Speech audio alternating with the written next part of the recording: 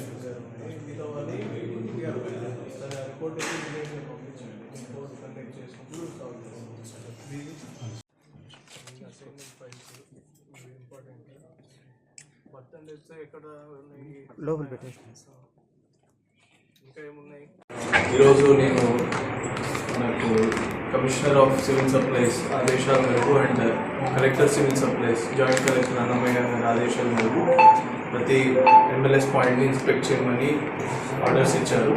So ఆ విధంగా ఈరోజు మనం బి కొత్తకోటలో ఉన్న ఎంఎల్ఎస్ పాయింట్ని ఇన్స్పెక్ట్ చేయడం జరిగింది. ఆల్ స్టాక్ రిజిస్టర్స్ దాంతోపాటు ఫిజికల్గా ఉన్న స్టాక్ని కూడా వెరిఫై చేసుకోవడం జరిగింది.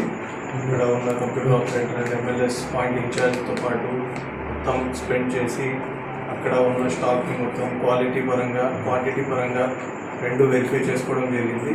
అండ్ సర్టెన్ సజెషన్స్ ఏవైతే మన గైడ్లైన్స్ ప్రకారం ఉన్నాయో స్టాక్ బోర్డ్ మెయింటైన్ చేయడం కానివ్వండి, రెగ్యులర్గా ఫ్యూమిగేషన్ చేసి క్వాలిటీ మెయింటైన్ చేయడం కానివ్వండి, అవన్నీ కూడా ఇన్స్ట్రక్షన్స్ ఇవ్వడం జరిగింది.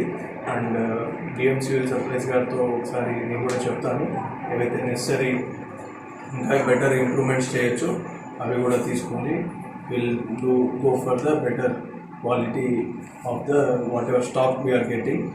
అదేవిధంగా సర్టెన్ రూఫ్ లీకేజ్ ఏమైనా ఉన్నాయో అవి కూడా చెక్ చేసాము, ఎలాంటివి ఏం లేవు.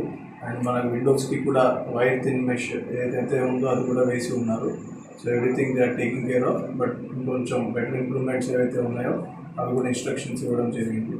అలానే గత 4 days నుండి ఆల్ మన సబ్ డివిజన్ మొత్తం పర్యటిస్తున్నాను. అదేవిధంగా ఈరోజు ఈ కొత్తకోటలో కూడా ఎంఎల్ఎస్ పాయింట్ అండ్ ఇక్కడ తహసీల్దార్ ఆఫీస్ ఇవి కూడా I will visit and see how records are being maintain and files కానీ ఇవన్నీ కూడా నేను వెరిఫై చెక్ చేసుకుంటాను. So this is from my side. Thank you.